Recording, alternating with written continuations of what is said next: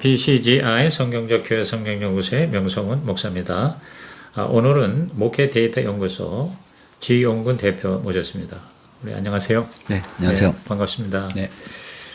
목회 데이터 연구소가 정말 한국교회를 위해서 굉장히 많은 좋은 일을 하고 계시는데 그 연구소 소개를 좀 간단히 해주실래요? 네. 언제 시작을 하셨고 주로 하시는 일은 무엇인지요? 2019년 1월 달에 설립을 해서 이제 저 혼자 이렇게도 해보고 저렇게도 혼자 스타트 좀 해보고 연구도 좀 해보고요. 그래서 2019년 이제 6월 달 첫 주부터 저희 데이터가 나오기 시작했습니다. 그러니까 다시 얘기하면 목회자들에게 그 사회 통계하고 기독교 통계를 매주마다 그 서비스 해주는 그런 비영리 단체인데요. 네. 제가 이제 학교를 졸업하고 이제 갤럽에서 갤럽 조사연구소에서 계속 일을 하고 조사 연구원으로 이제 훈련을 받으면서 네. 기독교 데이터가 갤럽 미국 갤럽 보니까 어마어마하게 많은 거예요. 근데 그 당시에 한국에는 거의 뭐 전무하고 막 별로 없어서 그래서 저는 이제 어릴 때부터 교회를 다니고 해서 이런 기독교 통계 쪽에 관심이 많았고 그래서 앞으로 이제 이런 쪽으로 계속 좀 하고 싶다라는 생각을 하다가 네. 특히 목회자들 가운데 이제 어떤 이념적으로 계속 그 뭐 진보다 그 보수다 그래서 이렇게 그 안에 갈등 속에 있는 걸 제가 보면서 그 종교의 통합 사회 그 사회적 기능 중에 하나가 사회적 기능 중에 하나가 그 사회 통합 기능이 있는데 그렇죠. 근데 우리 일반 국민들은 종교 특히 개신교에 대해서 사회 통합 기능에 대한 기대가 거의 없어요. 네, 그런 걸 보면서 목회자들이 좀 더 사회가 어떻게 움직이는지를 객관적으로 볼 필요가 있겠다. 본인의 이념성과 상관없이. 그다음에 기독교가 좀 어떤 흐름으로 가고 있는지가 좀 아시면 좋겠다. 자기 이제 목회를 하시지만 뭐 그런 측면에서 이런 통계 자료라는 게 딱 사회를 커팅해서 보는 거잖아요. 네. 그런 측면에서 보면은 도움이 되실 것 같아서 이제 그래서 계속 이제 한 20여 년 넘게 이걸 마음에 이제 품었었어요. 네. 그러다 이제 시작을 하게 됐는데 그런데 2019년도 시작을 하면서 별로 이렇게 반응은 없었어요 처음에. 그러다가 20년 초에 코로나가 딱 시작이 되면서 네. 갑자기 구독자 수가 이제 확 느는 거예요. 그러니까 이 코로나 때문에 이제 교회 다 셧다운되고 뭐 우왕좌왕하고 막 불확실성이 확 올라가니까 그때부터 데이터에 대해서 관심들이 높아지신 거예요. 네, 그러면서 지금 사회가 어떻게 하고 교회가 어떻게 하는지 그런 거에 대해서 그러면서 2020년부터 이제 저희가 많이 성장한 것 같습니다. 네. 그러니까 지금 이제 3년 좀 3년 넘었죠. 넘어갔어요. 네, 근데 주로 이제 대상은 한국교회 목회자. 네, 그렇습니다. 지금 현재 16,000여 명 정도. 오, 16,000여 명이 매주마다 이렇게 보내드리고 있습니다. 와, 매주마다 16,000명 이상의 한국교회 목회자들에게 뭐 이메일 아니면 카톡으로. 카톡이나 이메일로 보내드리는 분이 한 11,000명 되고요. 네. 그 다음에 카톡이 지금 5,000명 가까이 거의 가까이 되고 있습니다. 그 다음에 이제 매주마다 요즘 한 5,000명 넘게 홈페이지에 들어오셔서 저희 데이터 다 갖고 가고 계시고 저희 홈페이지에서 그냥 검색어만 치면은 바로 원하시는 데이터가 바로 나오니까 네, 그렇게 하고 있습니다. 그래요. 지금 시대가 그야말로 데이터가 기반으로 하는 그런 사회인데. 네. 삼성 그룹 전체가 어떤 이런 모토가 있어요. 데이터 드리븐 이노베이션 이래서. 그러니까 우리가 혁신을 해야 되는데 데이터베이스 아니면 절대 안 된다. 가문하지 말아라. 경험을 하지 말아라. 현재 데이터를 갖고 해라. 뭐 이런. 근데 교회도 이제 그런 측면에서는 이제 앞으로 그럴 필요가 있다고 생각하는 거죠. 그러니까 데이터 없는 미래에 대한 꿈이나 전망은 사실상 모래 분석이 안 되는 것이고 불가능한 것이고 또 망상에 불과한 건데 정말 독보적으로 그렇게 하나님 나라 위해서 기여를 하시는 것 같아요.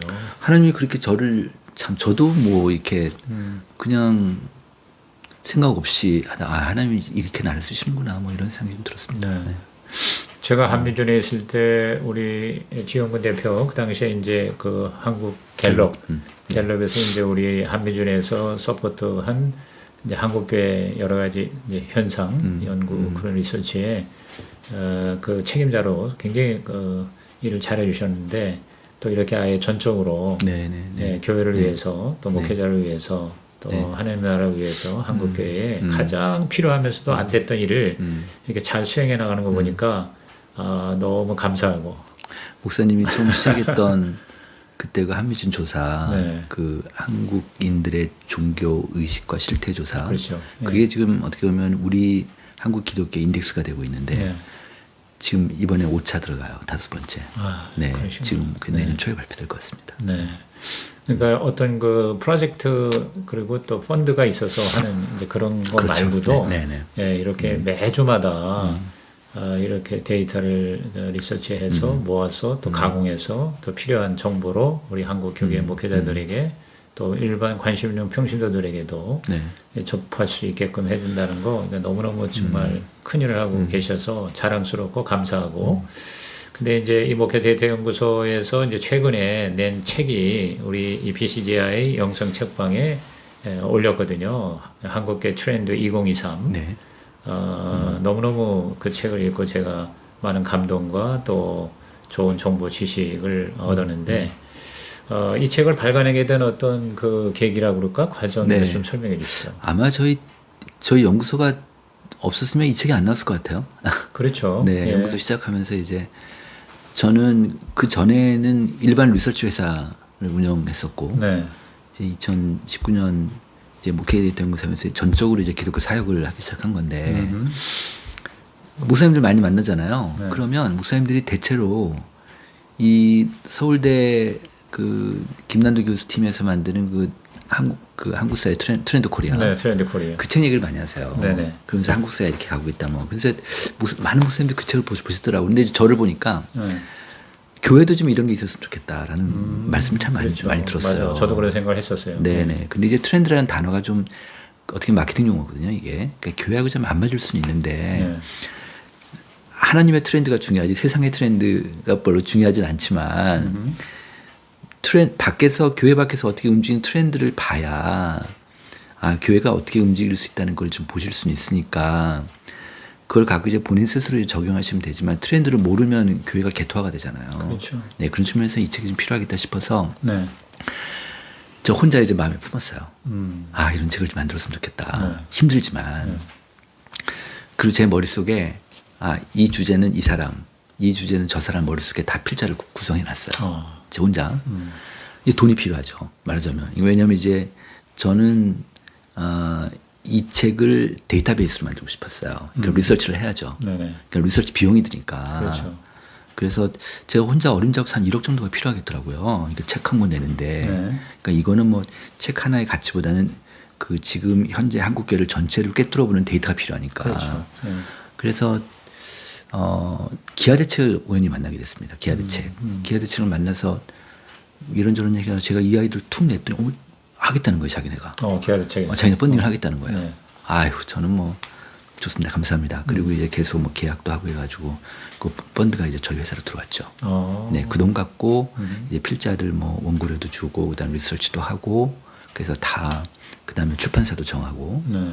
그래서 이제 다 조사를 하고 그러니까 아예 조사를 필자들 다 불러 모아놓고 각 주제별로 설문지를 같이 만들었어요. 네, 같이 만들어서 그래서 이제 필자들이 원하는 데이터가 다 나온 거예요. 네. 그래서 그걸 이제 다 보내주고 다 교수들인데 거의.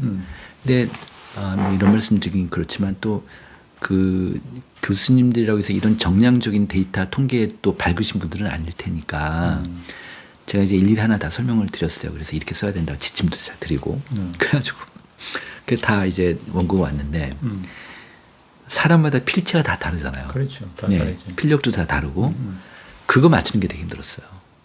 네. 그러셨구나. 다시 그거, 써야 될 상황이. 네, 새로 고치는 게 좀 많이 힘들었고 물론 이제 네. 필자분들한테는 저희가 고치는 걸 양해를 받은 상태에서 네, 네. 그래서 전체적으로 다 이렇게 좀 해서 이렇게 매니징을 다 해서 그래서 책이 나오게 됐습니다. 네. 그러면 그 지금 현재 이제 맨 마지막 11번째 그 Current Trends in American Christianity, 즉 미국 기독교의 현재의 경향 네. 이거 빼고는 이제 우리나라에 그렇죠. 대한 네, 10개이거든요. 네. 그러면 이 10개 주제, 이 키워드를 그 9명의 이제 미팅을 필진들이 했습니다. 모여서 이거를 만들어냈어요. 같이 9명 협의해서. 필진들은 또 그러니까 그 중에서 TFT를 기획팀을 만들었어요. 몇 명이서. 몇 명이서. 그 몇 명끼리 정말 브레인스토밍을 많이 했어요.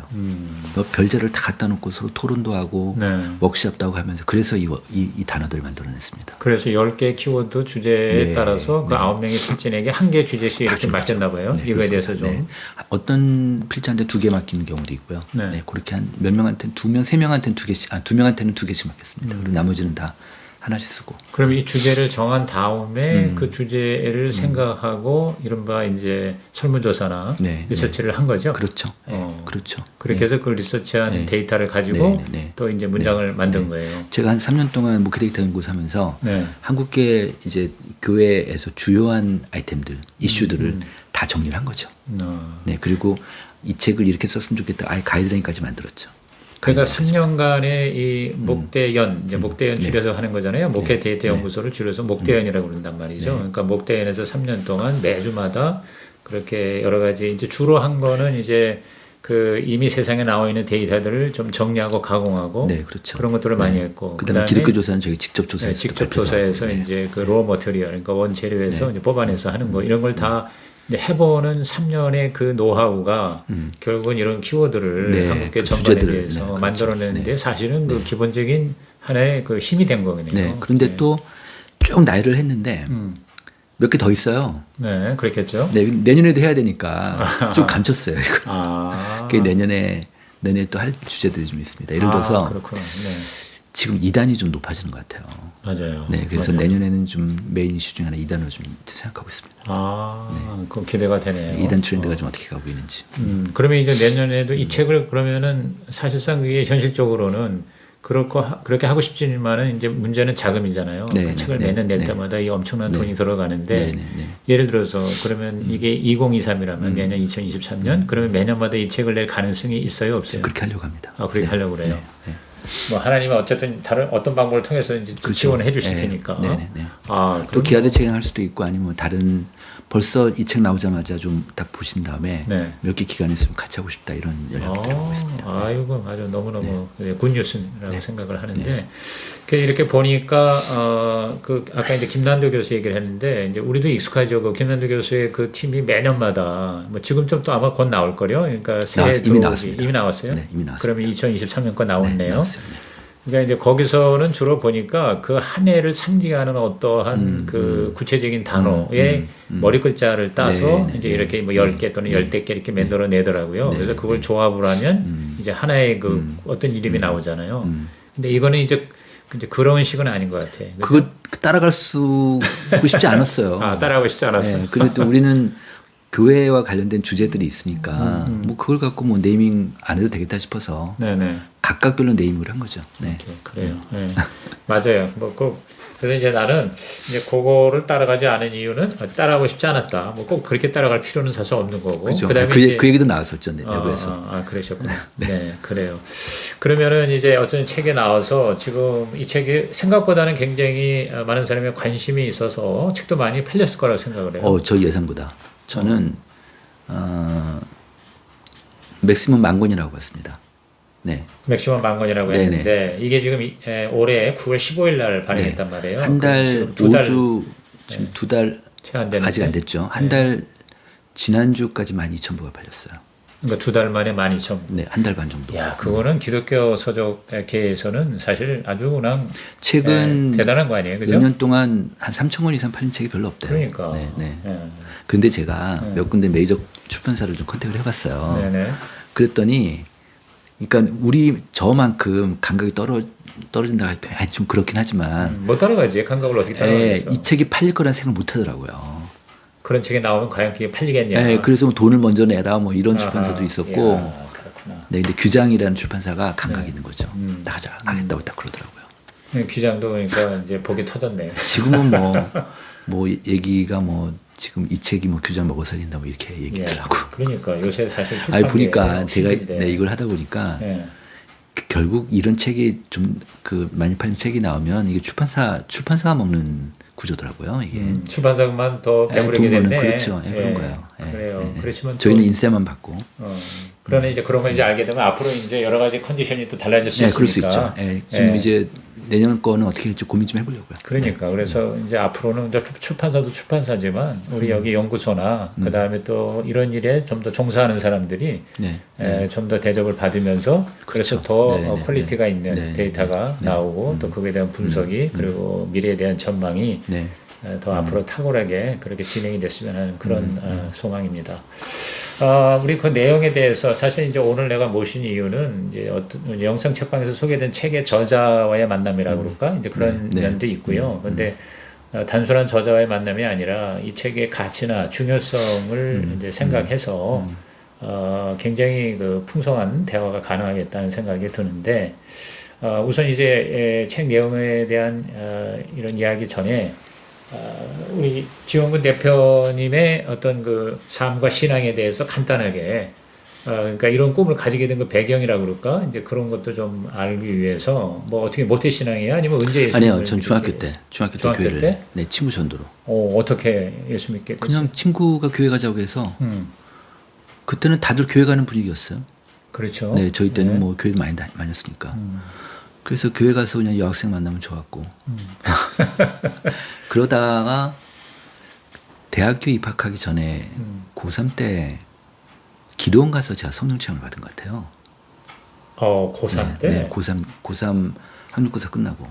학력고사 끝나고. 네, 기도원을 갔는데 그때 그냥 기도가 막 열리고 방언도 하고.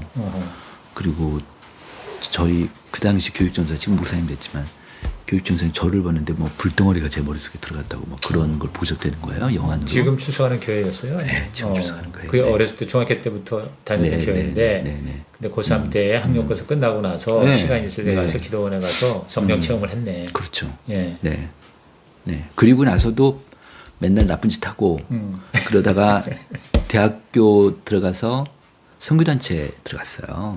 그래요? 네. 어느 성교? ESF라고요. ESF. UBF에서 갈려 나온. 네. 네. UBF에서 가려나요? 그 ESF에서 그러니까 제가 UBF에 들어가서 처음에 UBF에서 성경 공부를 했어요. 그때 이제 예수님 처음으로 만난 것 같아요. 네. 인격적으로. 네. 그러니까 성경 공부하면서 그리고 나서 이제 그냥 본격적으로 훈련을 받았겠다. 근데 거긴 또 그 UBF는 좀 저하고는 좀 힘들었어요. 제가 너무 저를 푸시해가지고 그래서 ESF로 군대 있을 때 ESF로 옮겨서 거기서 이제 신앙훈련 받고 리더십 훈련 받고 그러다가 저는 사역하려고 그랬죠. 저는 목사 되려고. 네. 그러니까 간사 되려고 그랬어요. 그랬어요. 네, ESF 간사. 그러니까 그런 사역자의 그죠? 파트가 있었네요. 네, 예. 네. 간사 되려고 했는데 저희 아버지가 끝까지 반대를 하셨죠. 장남이에요? 네. 네. 네. 아버지는 그때 믿음이 안 없었고. 믿으셨고. 네네. 그래서 너 만약에 그 간사라는 거를 하려면 그 내가 니네 회관 가서 불 지르겠다고 그러시고. 그러셨구나. 그러셨어요. 그래서 결국 저 간사님하고 저 성경공부 선생님 그분하고 상에서 일단 그룹 직장생활 해라. 그리고 언젠가는 하나님 넣으실 거야. 딱 그러고 그게 이제 저한테는 그 지금까지 결국 제가 사역하게 된 그러셨구나. 그런 배경이 있었던 것 같아요. 그러니까 현재로서는 평신도이시죠. 그죠? 그렇죠. 그러니까 네. 지금 안수집사라고 내가 들었는데 네. 그래서 대학에서 전공이 사역하신 네, 거예요? 맞습니다. 네. 그러고 나서 그럼 대학 졸업 후에 들어간 게 갤럽. 바로 갤럽이었어요? 그럼 한국 갤럽에서 얼마 동안 갤럽에서 했어요? 꽤 오래 했어요. 네, 갤럽에서 연구 본부장까지 계속 했었죠. 네. 그러다 나와서 이제 제 회사를 리서치 회사를 차렸죠, 제가.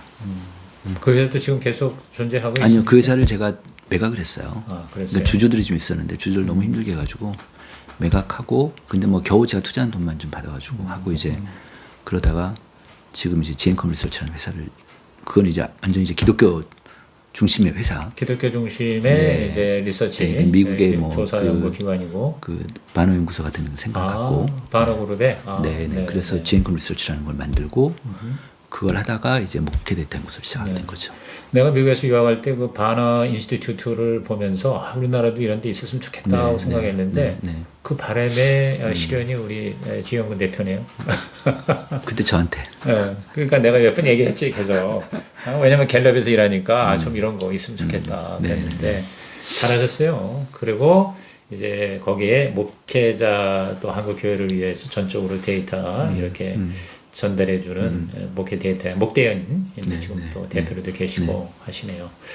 그래요. 이제 그런 배경에 하나님께서 정말 가장 필요한 그런 사역자로 사역이라는 게 꼭 뭐 교회에서 목사, 전도사, 선교사만이 아니라 저는 늘 일터 사도에 대한 비전을 가지고 있는데 우리 지영훈 대표 같은 분들이 많이 있어야 우리 한국 교회가 하나님의 나라가 된다 이런 생각을 가지고 있는데.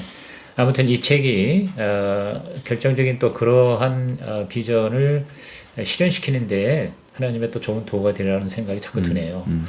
10개 키워드로 이제 이렇게 나누셨는데 우선 이 책을 내면서 전반적으로 이 책의 어떤 그 가장 중요한 핵심 그 가치라고 그럴까? 그리고 이 트렌드, 이 10개의 키워드를 다 이렇게 종합해서 좀 이렇게 간단하게 만약에 종합적으로 얘기한다고 그러면 네. 먼저 그것부터 한번 얘기해 네. 주신다면 일단 저는 교회 내적인 거 외적인 거로 구분하고 싶어요. 교회 내적, 네, 외적. 네, 네. 예. 교회 내적인 걸 먼저 얘기하면 갑자기 이제 온라인 신앙이 들어온 거예요. 네. 그러니까 온라인 예배를 드리게 됐으니 코로나 이후에 이제 그러다 보니까 사람들이 내가 우리 교회 현장 예배를 가지만 다른 교회 예배를 드리기 시작하는 거예요. 그렇죠. 온라인상에서 다른 네. 교회 설교를 듣는다든지 우리 교회 예배는 안 나가요. 안 나오면서 온라인 예배를 드리거나 교회 소속은 돼 있어. 근데 뭐 매주마다 온라인 예배는 안 드리고 뭐 가끔 드린대 하고 다른 교회 다니는 사람들이 있어요. 요 사람들이 그러니까 다른 교회에 이제 온라인 예배를 드리는 사람들이 있는 다른 거예요. 온라인. 자기 교회는 안 가지만 교회는 그러니까 떠나지 않으면서. 영성은 있는 거죠. 예. 요 사람들은 30%가 돼요.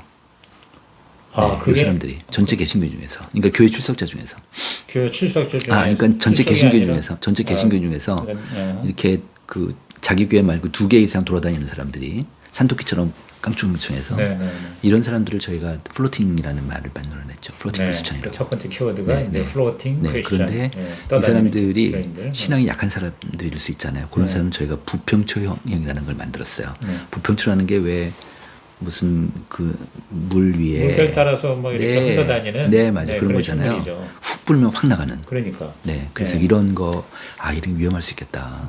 이런 사람들. 그래서 교회에서 이런 사람 잘 관리해야겠다. 뭐 이런 측면에서 한번 그 현상을 좀 짚어봤고요. 네. 네, 그러니까 온라인 신앙이 들어오면서 이제 이런 현상들이 좀 나타났고, 그 다음에 내부적으로는 지금 우리 사회 트렌드가 개인 중심으로 개인 파편화되고, 네. 다 개인 중심이 되고, 그러다 보니까 이제 내가 나의 단점을 알고 있는 사람은 안 만나고 싶어 하고, 그 다음에 이제 1인 가구가 많아지니까 네. 1인 체제, 1인 시스템이 강해지는 거죠. 그렇죠. 그러니까 혼자, 그러니까 내가 원하는 시간에 내가 원하는 메뉴를 나 혼자 먹고 싶은 이런 트렌드가 있는 거예요.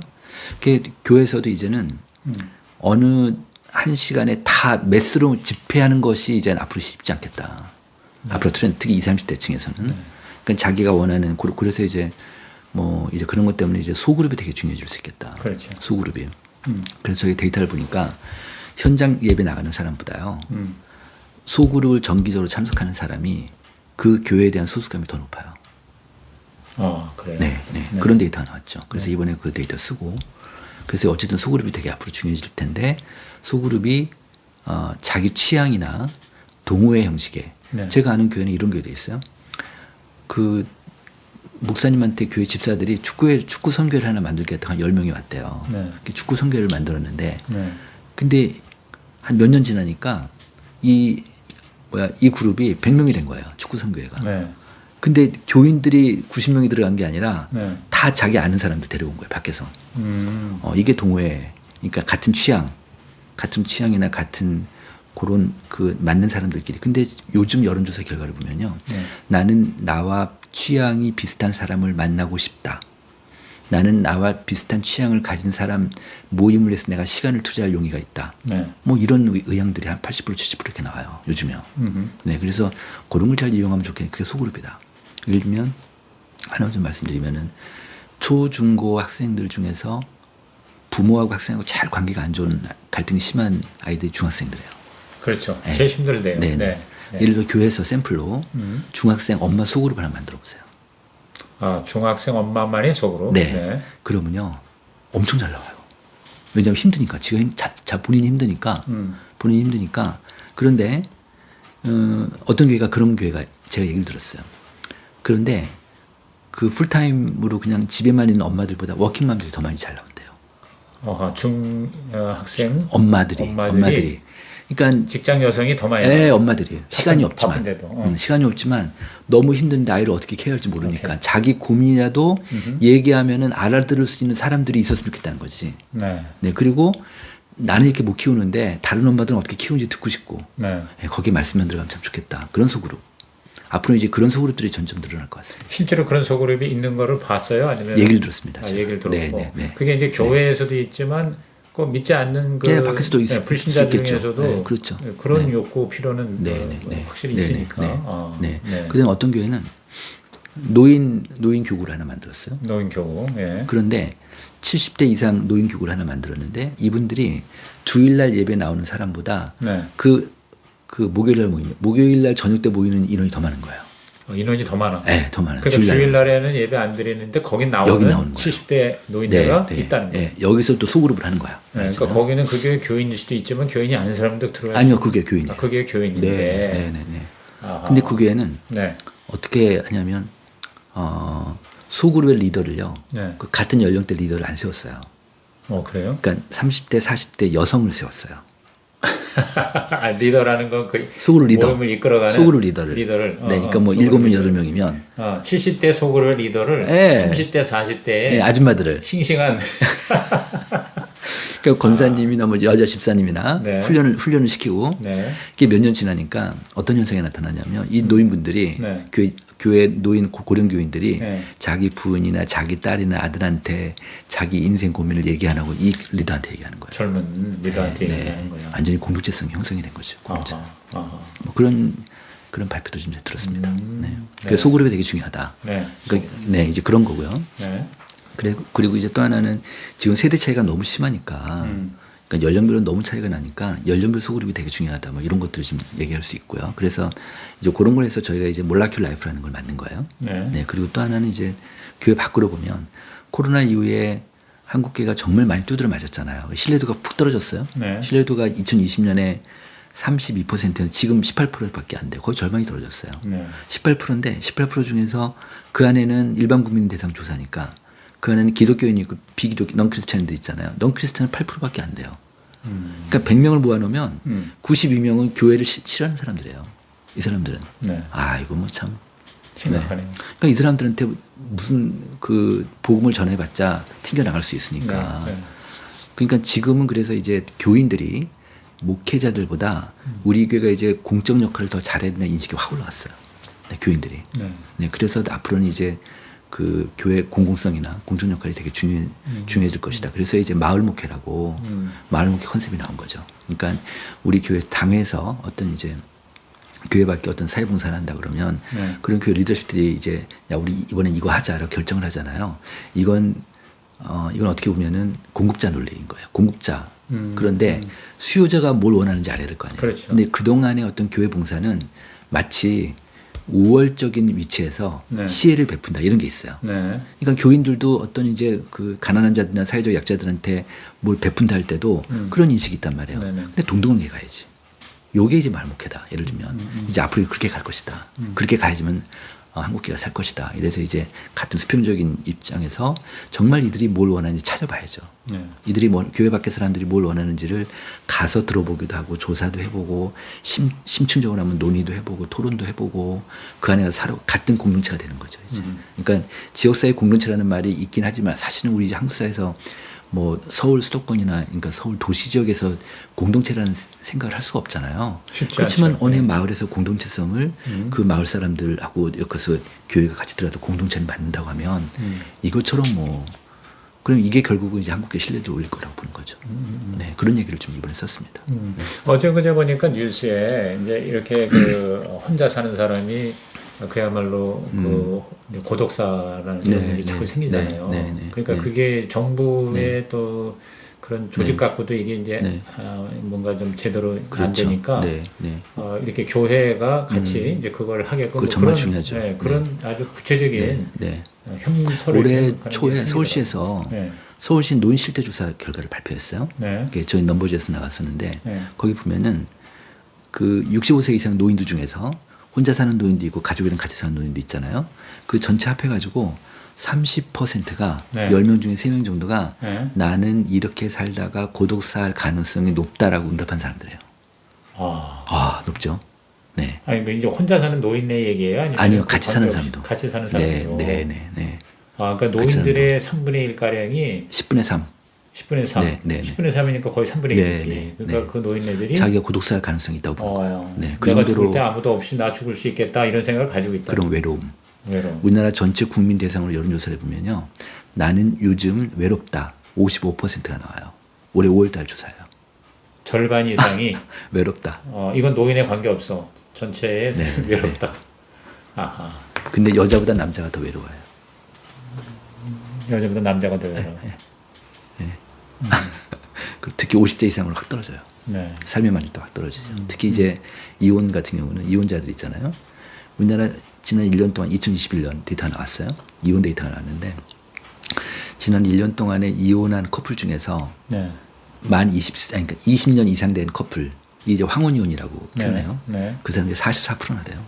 황혼 이혼이 44%. 네, 애들 어느 정도 키우고 나면 이제 그러니까 보통 이제는 여성들이 남자한테 어떤 억압당하고 뭐 이런 거 이제 그러면 이제 싫은 표현을 하는 거죠. 이제. 네. 근데 그렇게 되면 여성들은 삶의 만족도가 별로 안 떨어지는데 남자들의 삶의 질이 확 떨어져요. 그렇죠. 네, 남자는 네. 혼자 있으면 남자는 뭐- 아마 여자보다 2배, 3배 이상 더 힘들 거예요. 네.